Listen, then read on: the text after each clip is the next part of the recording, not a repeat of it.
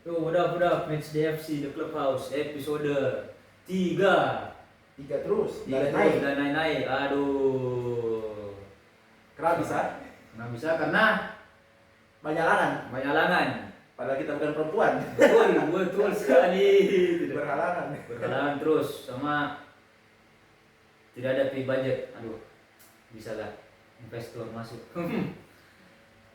Masuk ke YouTuber UMKM ini. Nah, betul. Butuh juga apa mic ada mic kan ada ya. Nah, kamera HP itu sana, oke?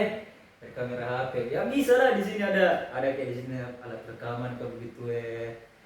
Terus di sini ada mic begitu ya. Mic di sini dua. Atau kalau ada nanti apa lagi? Nanti ada tamu bisa juga di situ. Ya masa iya, masa Asir masuk lah. Oh, Ya, istilahnya Levis masuk. Kami meminta support kalian guys. Nah, tuh Saweria ada nanti lah dikasih masuk di mana kan? Di belakang kamera. Oh ya, tunggu. Apa? Sebelum itu jangan lupa subscribe One Love Itu, Arsenal ini ya guys. Oke. Karena saya juga sendiri bikin channel Ya. YouTube sendiri tentang Arsenal, tentang video tentang Arsenal ya. Oke. Mungkin saya akan sedikit aja untuk bikin videonya itu, video tentang Arsenal. Oke. Nah, dia juga fans Arsenal by the way. Oke, kita langsung masuk di match. Yang pertama itu ada Celta Vigo Versus Barcelona. Yang lagi-lagi pasti fans Barcelona di seluruh dunia Oh ya, mengeluhkan. sebagai fans Barcelona nih, apa yang kau lihat di pertandingan semalam? Wah, Semalam ya? semalam. Tadi subuh ya sih. Iyo.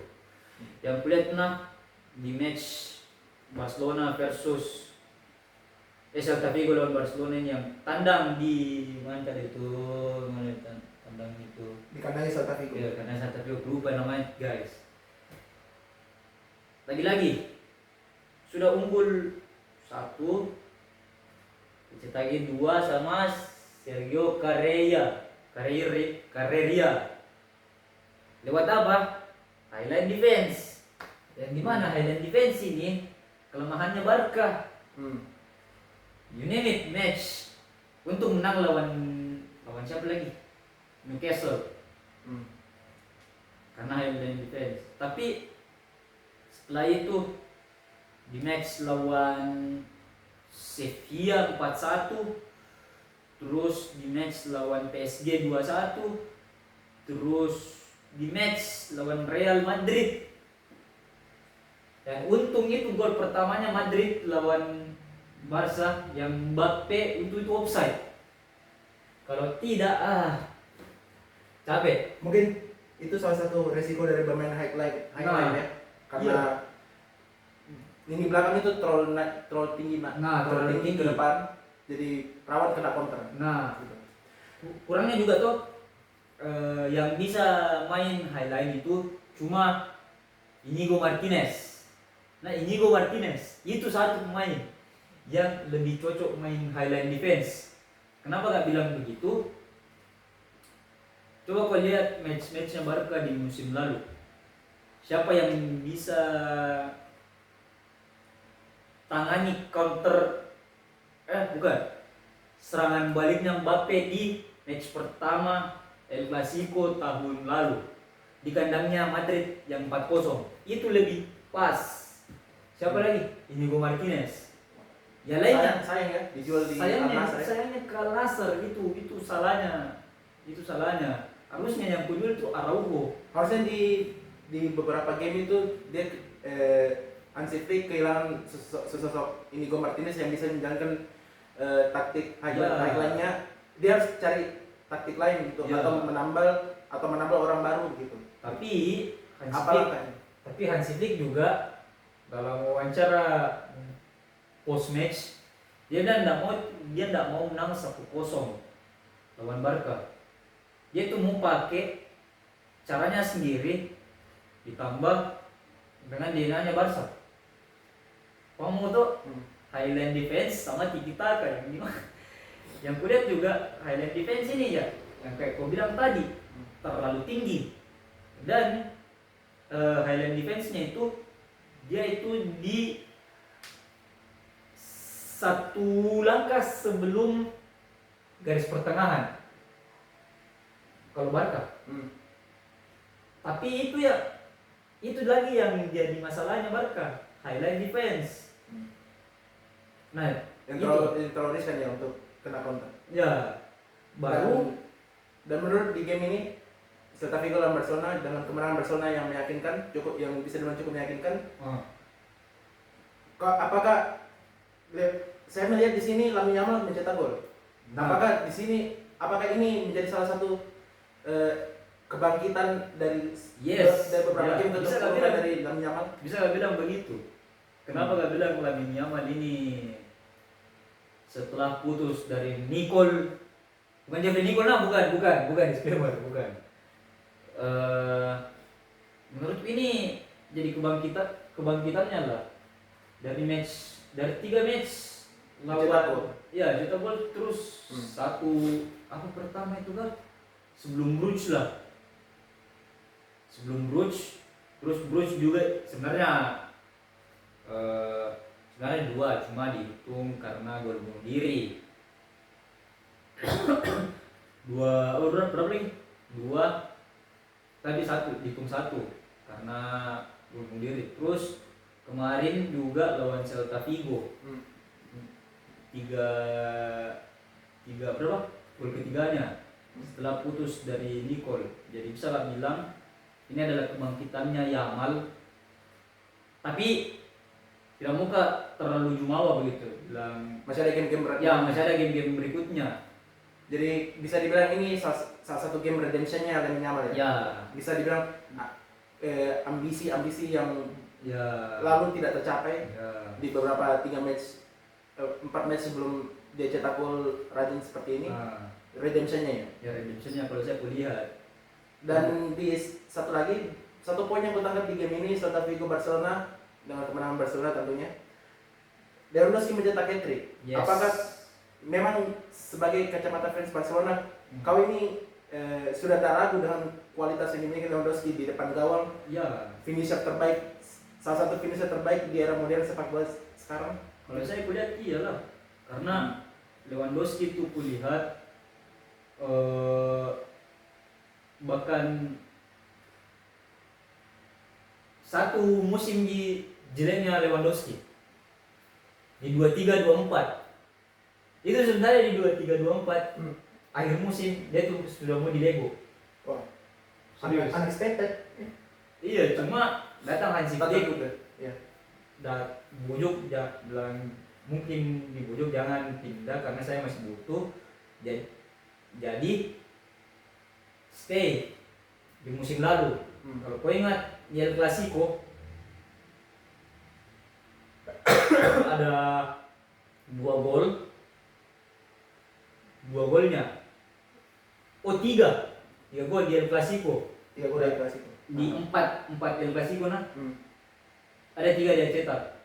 Pertama, waktu Brest di El Clasico jilid pertama yang 4-0 pertama. Kedua, waktu Piala Super Spanyol penalti itu kalau nggak salah gol kedua 2-1 ya gol kedua gol 2-1 nya siapa lagi? Barcelona. Dan ini jadi hat-trick ketiganya bersama hat-trick keempat. Wait, ku cari datanya dulu. Ini jadi hat-trick antara 3 atau 4 lawan nanti deh.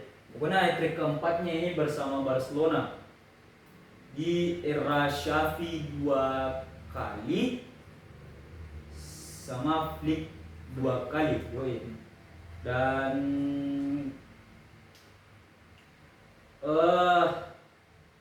siapa top scorer sementaranya? Tunggu ada di sini. Cari dulu nah. Ada apa lagi? Lupa ambil lagi. Lupa ambil di mana? Lupa ambil di mana datanya. Pokoknya ini trik keempatnya Lewandowski bersama Barcelona lah. Dan 6 poin, 6 gol. Kalau bukan 5, 6 gol di apa di La Liga untuk sementara. Ya bisa gak bilang bisa gak bilang bisa kejar Mbappe. Oh enggak. Belum. Agak susah itu ya. Tapi pada akhirnya kan kau tidak akan meragukan seorang kualitas seorang Lewandowski ya. Iyalah. Depan gawang. Tetap Lewandowski itu striker mematikan guys. Striker yang klinikal depan gawang. Ya. Kalau mau bilang bandingkan dengan Ferran Torres, Ferran itu lebih cocok dijadikan super sub. Karena kalau ku ingat waktu Atletico Barca di musim lalu yang bulan puasa, dua golnya lawan Atletico. Ya oke lanjut. Kita lanjut di match. Oke, kita lanjut ke match EPL. Yoi. Yang pertama itu Sunderland versus Arsenal. Yoi. Yang dimana skornya itu 2-2 guys. 2-2. Atau draw. Bagaimana menurutmu ini? Arsenal versus Sunderland versus Arsenal. Sebagai fans Arsenal, bagaimana kacamatamu? Dari kacamataku, Arsenal di match ini bermain dengan skuad pincang. Siapa yang tidak main? 7 penyerang absen di match ini. Gyökeres, Kai Havertz, Gabriel Jesus, Martin Odegaard, Martinelli, siapa lagi? Bisa ada 2. Kalau aku itu mungkin penyerang utama mungkin 5. Tidak sepenuhnya absen. Di game ini Arsenal bermain pincang dengan skuad pincang. Penyerang utama menghilang. Jadi Mikel Merino sekali lagi menjadi jawaban di depan mereka ini. Menjadi striker dadakan. Dan saya bilang Merino di sini cukup quiet gitu. Saya kulihat Dia tidak terlalu efektif di game ini. Yang biasanya dia jadi striker mendadak dengan kualitas kehadiran di kotak penalti yang tinggi. Kali ini Sunderland bisa meredam salah satu kehadiran Merino, yaitu kehadirannya di opposition box. Sunderland dengan bermain fisikal, tidak bisa menghalangi segala macam serangan Arsenal, sampai Arsenal harus mengakui keunggulan babak pertama dari gol pertama Sunderland, yaitu dari akademi pemain Arsenal sendiri, Dani Ballard. Bagaimana perasaanmu tuh sebagai fans Arsenal dicetaki sama Daniel Ballard? Siapa? Daniel Ballard. Bagaimana perasaanmu? Sejauh ini nggak ada perasaan apa sih. Dari pemain akademi yang dilepas itu menurutku punya step feather sendiri di klub lain. Jadi dia bisa mencari kesuksesan, dan kebetulan saja Sunderland Daniel Ballard ketemu Arsenal yang dimana dia menimba ilmu di LN. Akhirnya dilepas di Lego. Pada akhirnya dia bisa sukses, dan itu bagus buat karirnya. Ini menunjukkan bahwa kali ini dalam scouting sepak bola itu nggak ada yang sempurna gitu. Kau tidak bisa melihat titik kalian pemain secara nyata gitu. Kalian akan menyadari bagusnya pemain itu, bagus atau tidaknya pemain itu kalau kita beri kesempatan di luar klubnya gitu. Anggaplah Daniel Ballard beberapa tahun ke depan bagus, akankah Arsenal ambil? Kalau dia bermain secara konsisten, mungkin bisa. Karena mengingat umurnya masih muda juga. Jadi Ya di sepak bola you can never say no. Betul. Dan Arsenal di match ini jigli sekali di babak pertama. Nah, apa? Sloppy. Apa kan Arsenal ini 8 game di 8 game tidak tidak semua kompetisi tidak kebobolan. kebobolan. What do you think about the defense in this match? Kalau dari match ini saya harus akui memang Sunderland buki tim baru Arsenal. Jadi penghalang baru Arsenal. Bermain fisikal kuat sekali. Mereka Arsenal dibuat kerepotan dengan bermain fisikal. Diajak duel beberapa kali kalah. Contoh di babak pertama itu Arsenal permainannya sangat jelek.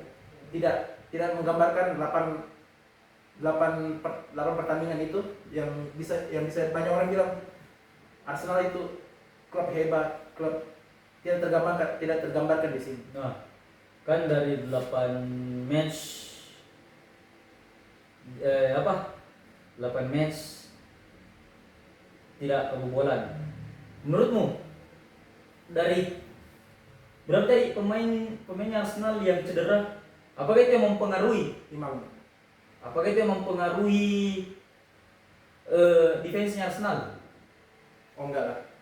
Karena defense Arsenal sudah kuat. Defense Arsenal itu gak ada yang absen.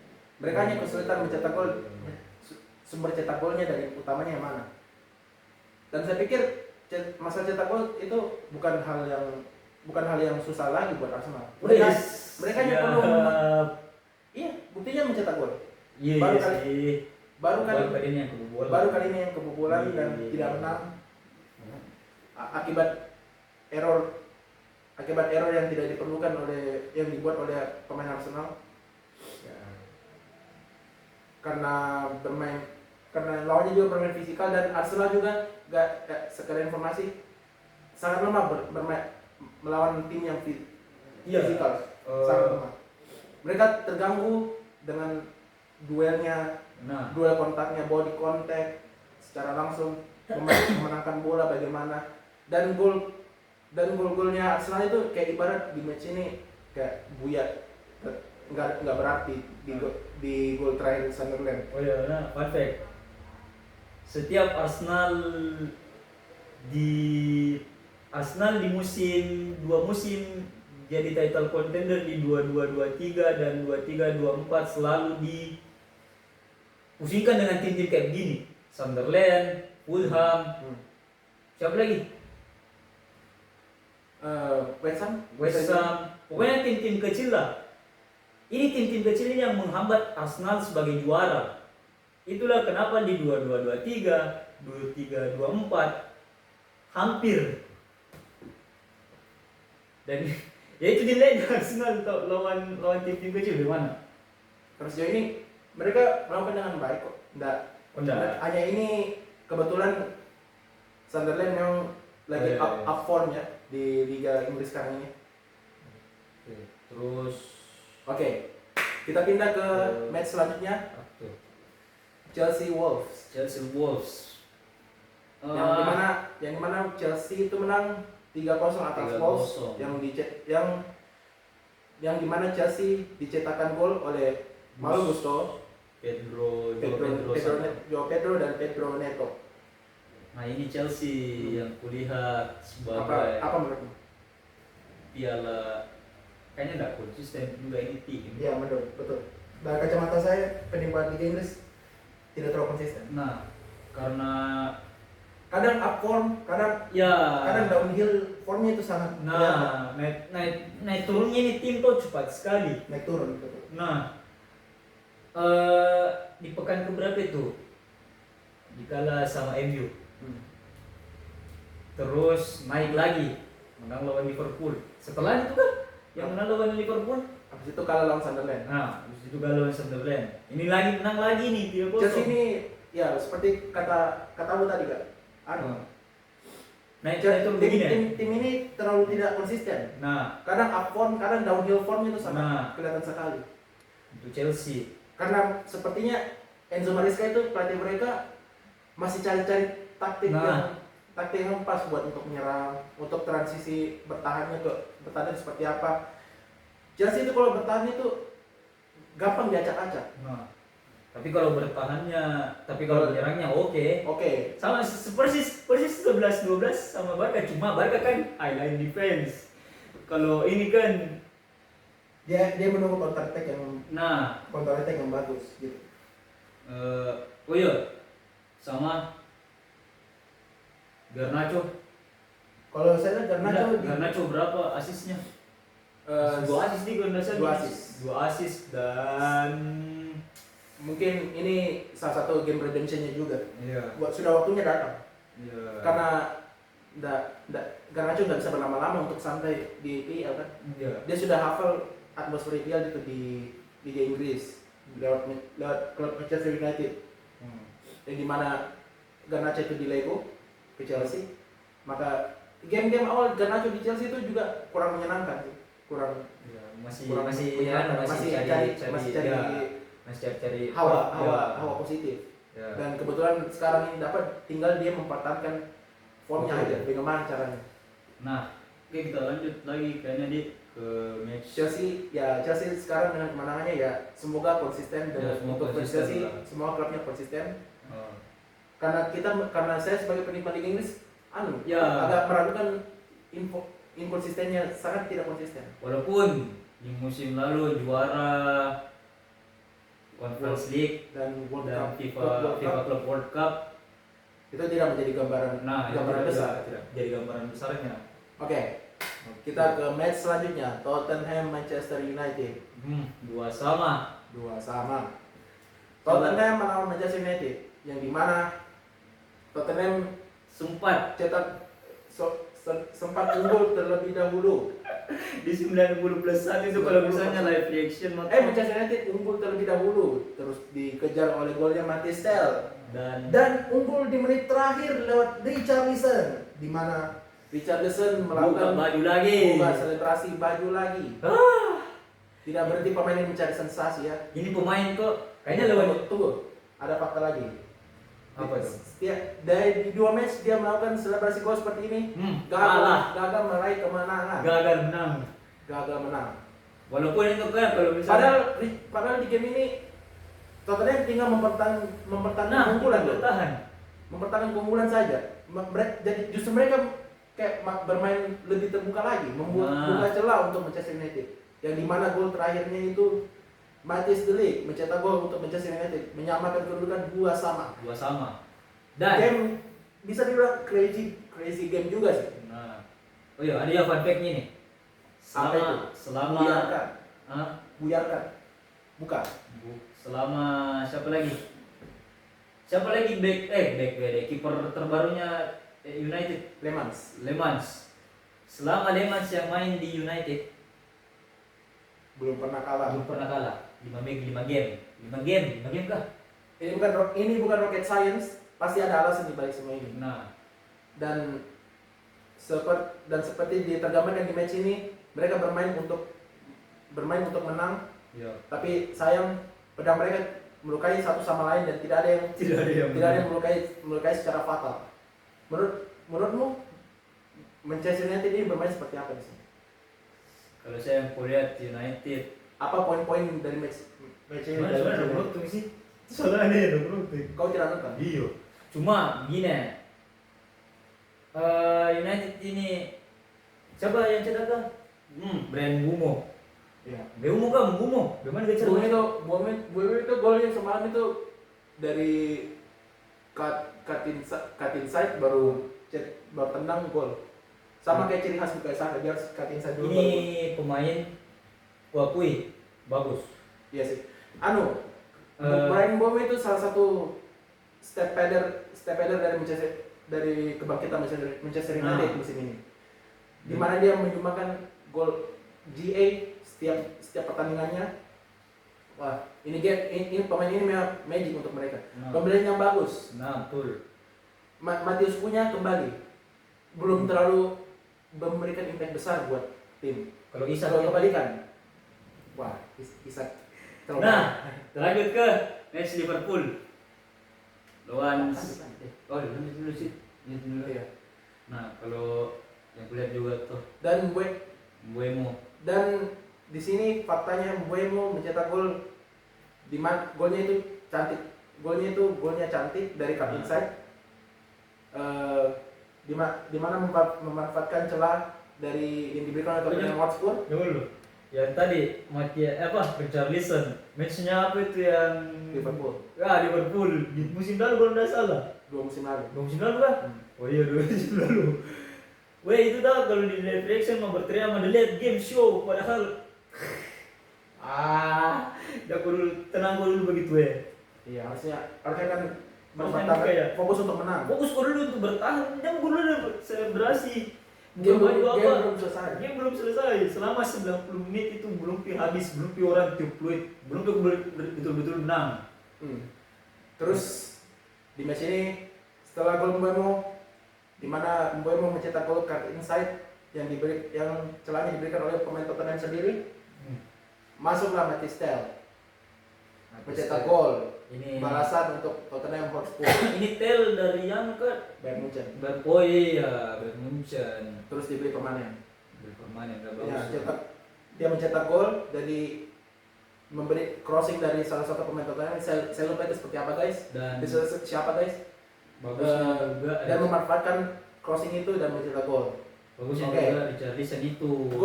Gol kedua Tottenham dicetak Richarlison oleh Richarlison. yang Memanfaatkan sontekan gol tendangan dari luar kotak penalti dari pemain Tottenham dan masuk menjalar lewat kepalanya menjalar ke gawang Manchester United, unggul 2-1. Di sini Richarlison membuktikan bahwa attitude is the problem for him. Attitude terbesar, betul. ego for him. terlalu Sebenarnya kok Tottenham ini di match ini hanya memerlukan untuk mempertahankan keunggulan saja. nah tapi- Mempertahankan keunggulan, tapi memilih untuk konsentrasi untuk memilih kill the game. Kita sudah tahu semua, Manchester United kekuatannya itu di counter attack. nah Mereka akan berusaha semaksimal mungkin untuk memanfaatkan celah betul. di setiap lawannya. Dapat lewat Mathys De Ligt di menit terakhir. Lihat game show itu The real late game show. itu salahnya Memanfaatkan dari corner, selesai. mendapat celah yang dari tiang jauh, tiang kedua yang diberikan oleh Tottenham. Sekali lagi, pemain Tottenham tidak bisa fokus menjaganya. Full. Kalau Dan Nabila, game berakhir 2-2. kalau Nabila fans Arsenal apa? Dia mau bahas sih. Di luar konteks. Oke. Oke, di game terakhir dan tidak kalah serunya untuk fans Manchester City. Oke. Dan fans Liverpool Harus merana sekali lagi. sekali lagi Di mana Manchester City membantai, bisa bilang skornya itu membantai ya. Membantai Membantai lah, Liverpool 3-0 tanpa balas. tanpa balas. Di mana yang dicetak gol, di mana golnya itu dicetak oleh Erling Haaland. Si Gagal. robot. Ini Ini liganya Haaland sih. ya, Haaland sangat mendominasi bisa, liga ini. Bisa. Erling Haaland, Nico Gonzalez dan gol terakhir itu Jeremy Doku.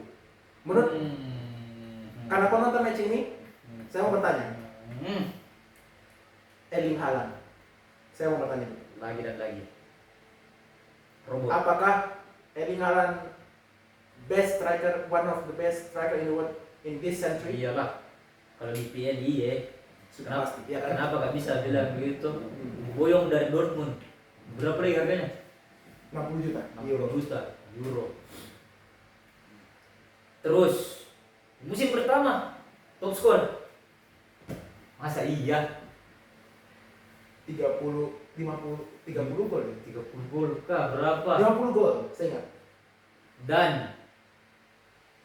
kayaknya ini pemain tembus 100 gol. Tembus enggak bagaimana? Sudah masuk 100 gol.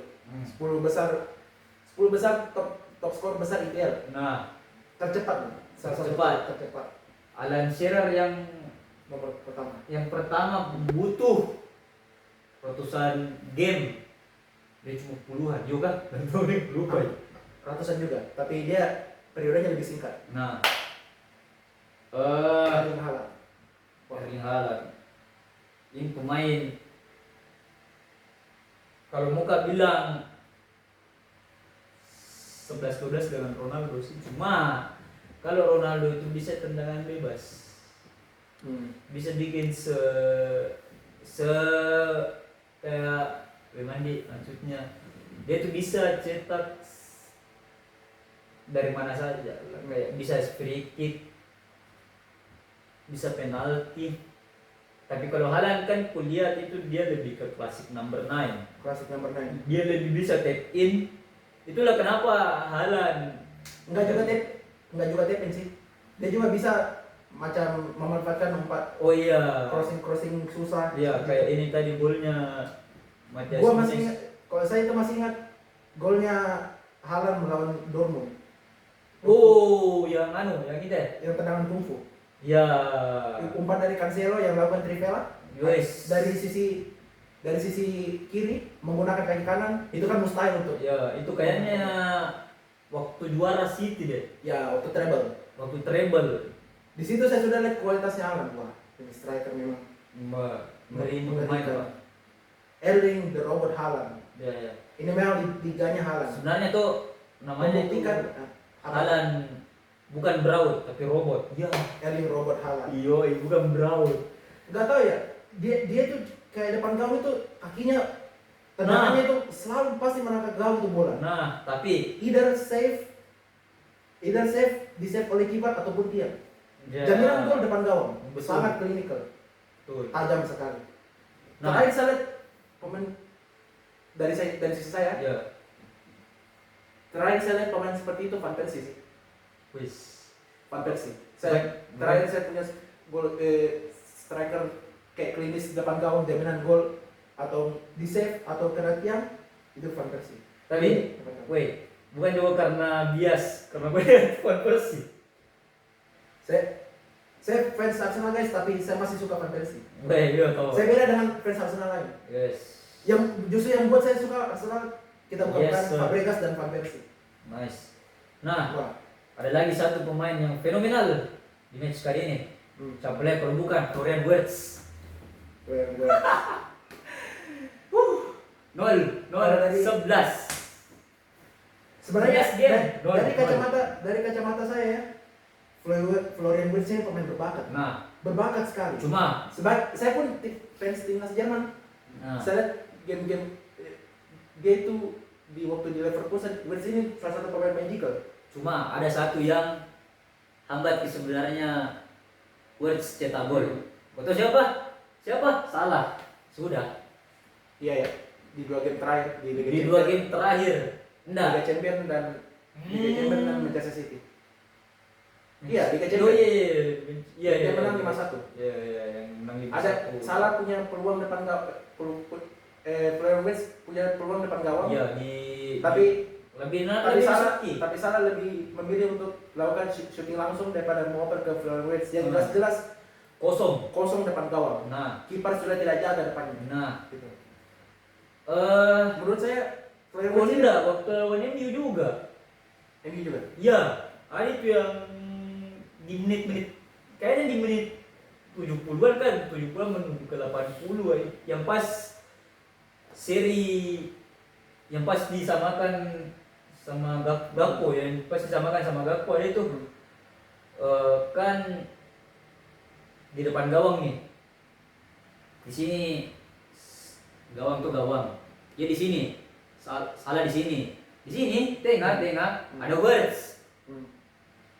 Bagaimana kau menurutmu sebagai pemain bola, anggap atau kau jadi pemain bola, kau sebagai Salah, kau lihat ada pemainmu bisa kau oper dari sini, ada Wirtz bisa kau shoot, atau kau shoot sendiri, mana menurutmu lebih Tergantung situasi kembali.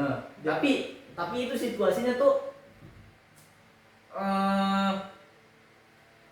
sudut sempit. Iya, cocok. Maka dari itu kembali situasi. Kita harus lihat situasi. Kipernya jaga dari sudut sempit, jangan shoot. Iya. Punya teman kosong, mending dioper. Iya. Kan cetak gol. Iya. Nah ini juga yang kulihat Liverpool tadi malam. Florian Wirtz ini bisa dibilang ini pemain magical sih. Nah, Masih, dan sampai sekarang itu pun saya masih akui dia itu pemain magical. nah, iya. Jadi di Leverkusen itu angka-angka dia mencetak GA itu di luar tinggi. ekspektasi sih. Cuma Fenomenal. salah. Sorry maaf ini untuk fans Liverpool. Salah, bro. Bro, salah. Iya.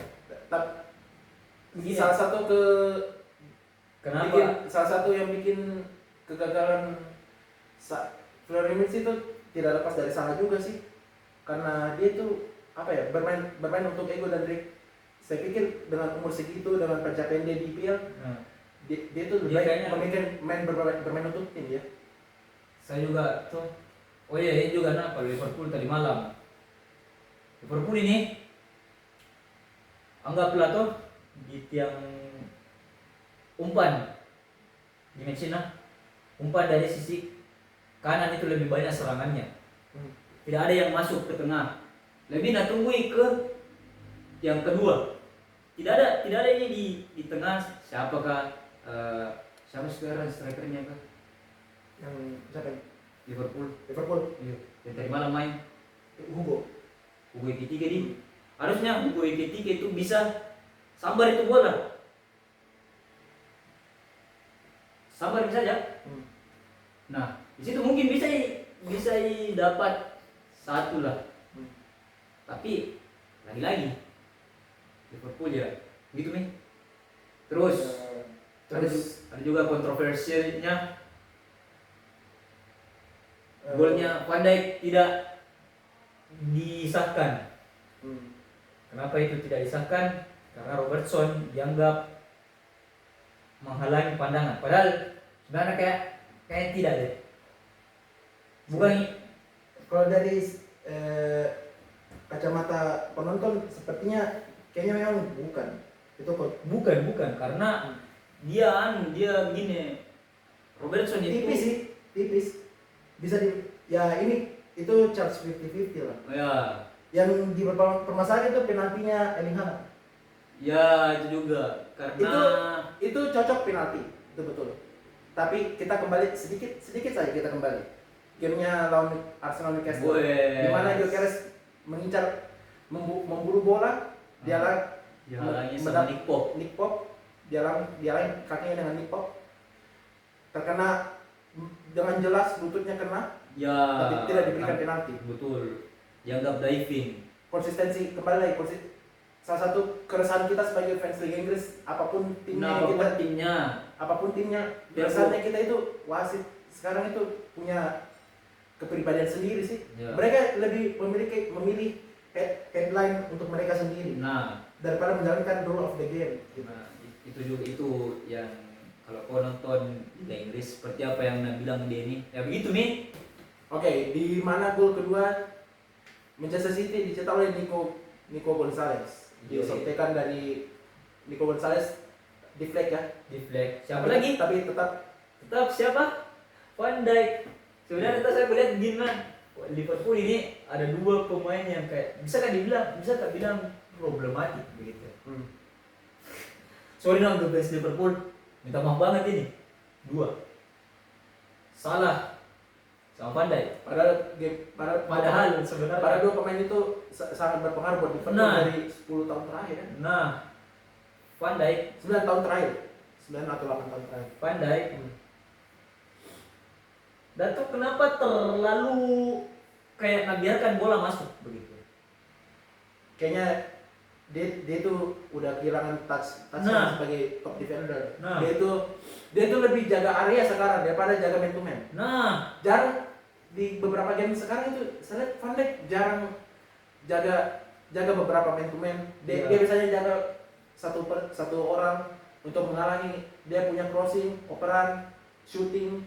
Sekarang itu dia lebih cover area. Yang justru di mana itu taktik Liverpool fullbacknya yang disuruh untuk menutup crossing dan secara game pada umumnya itu yang betul. Terus tapi lanjut. Tapi kita semua tahu kalau Van Dijk itu dulu top defender, di mana dia bisa mematahkan semua serangan lawan. Sekarang dari kacamata saya kayak dia lebih menjaga area, di mana dia itu kurang ahli di situ. Iya. Iya. Sama salah itu tadi yang mau bilang terlalu egois di depan gawang. Bisa diumpan nasut jeleknya itu 2 orang. Oke, gol terakhirnya Manchester City yang dicetak oleh Jeremy Doku. Dem. Gol yang cantik. Melengkung. Sedikit trivia ya. Pemain cepat itu rata-rata punya tendangan yang akurasi tendangannya jelek loh. Di Jeremy Doku ini saya lihat nggak ada jelek-jeleknya. Ada trivianya nak tentang Doku. Cari dulu. Bahas dulu deh. Apa mau kau bilang tentang ini pemain? Ya, saya lihat ini dalam kacamataku pemain sayap itu jarang punya tendangan yang bagus. Kualitas tendangannya bagus. Ya. Tapi di Jeremy Doku ini beda. Ball carrier bisa, one on one situation bisa, dan sontekan magisnya juga bagus. Dimana bolanya tuh kadang-kadang terlalu keras menuju gawang di save, tapi untungnya ada usahanya untuk di save. Dan kelihatan salah satu skill yang masih dipunya oleh Jeremy Doku, sekaligus sayap modern, membuktikan di game Liverpool sontekan tajamnya merobek gawang Mamardashvili, kiper Liverpool. Wah, Luar biasa. Dan misalkan kau tahu, tambahin dengan Doku nah. Doku mencatatkan namanya dengan memenangkan 11 duel. 7 dribble, 3 create chance, dan 3 shots on target dalam satu pertandingan. Itu lawan Liverpool. Itulah Liverpool tadi malam.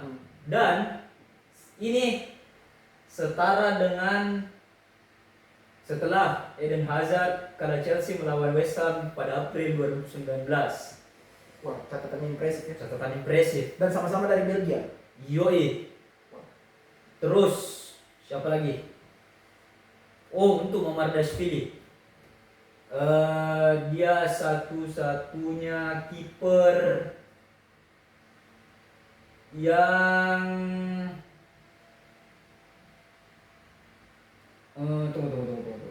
Oh ini.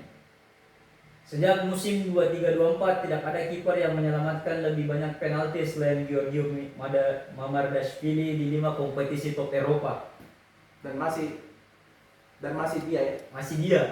Save dari Erling Haaland 6. Wah, 6 save penalti dari dia. Dan yang kulihat memang Mamardashvili itu memang berbagus sih. Dan Liverpool punya 2 kiper bagus. Iya, cuma Biasanya lagi cedera. ada saja cedera. Mamardashvili menggantikan dan bisa lah dikatakan menjalankan tugasnya dengan baik. Ya. Menggantikan Alisson. Dan Oke.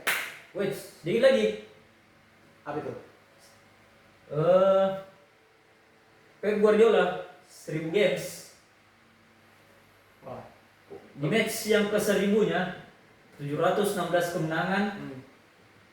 Tadi lawan siapa lagi? Lawan Liverpool 156 seri, 128 kali kalah. Debut pertamanya itu ketika menangani Barcelona B lawan apa? Dan memenangkan 40 trofi, 40 Premier League 6, FIFA World Cup, Club World Cup 4, Super Cup 4, League Cup 4, Champions League 3, La Liga 3, Bundesliga 3, Super Copa de España 3, Community Shield 3, Copa del Rey 2, DFB Pokal 2, FA Cup 2. Saya pikir untuk catatan itu impresif sekali untuk seorang pelatih Pep Guardiola. Dan oh iya, fun fact lagi,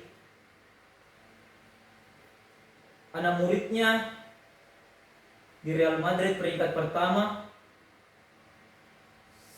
di Liga Inggris dia, di Spanyol Xabi Alonso peringkat pertama juga, sama siapa lagi? Siapa lagi nih? Pelatihnya Munchen, Vincent Kompany juga. ada di peringkat merajai Eropa ya. Yoi. Dan Menurunkan ilmu. nah, dan Mojat bilang, jangan deh, terlalu ini, Iya. terlalu Bias ya. terlalu bias dan nanti memancing masalah kan. Kita nggak mau cari masalah karena kita masih baru guys. Dan oh iya, kita mau bikin merch ini bro, ada Apa itu matchnya? merchnya tuh Arsenal. Kita bahas dulu tipis-tipis dari tiga ini. Berikan saja dua bocoran ya. Dua atau tiga ini? Dua saja. Dua empat. Yang- Oke, dua. Yang sudah di Yang kau paling mau keluarkan itu apa? Arsenal yang juara tanpa terkalahkan di musim 2004 temanya. Dan Maroko yang menjadi tim pertama yang lolos ke semifinal Piala Dunia Mewakili Afrika. mewakili Afrika. Jadi tunggu tanggal mainnya guys. Tunggu tanggalnya, kita lagi cari namanya. Kita lagi cari. Sebetulnya vendor mau? Masuk lagi. Masuk. Kalau orang Makassar bilang lato. Lato lagi. Iya. Lato lagi. Apa lagi ini? Kita lagi cari nama, kita lagi cari vendor kalau ada mau. Bisa kali. Oke guys, Itu dia. Ya itu mah deh. Itu guys dari kita Match Day FC dan gabungan mungkin akan digabung oleh One Love Arsenal ID. Yoi. Ini Denny. Oke. Dan ini agak. Oke. See you later guys. Bye. The Clubhouse episode 3. Semoga ada episode 4 dan seterusnya. Bye.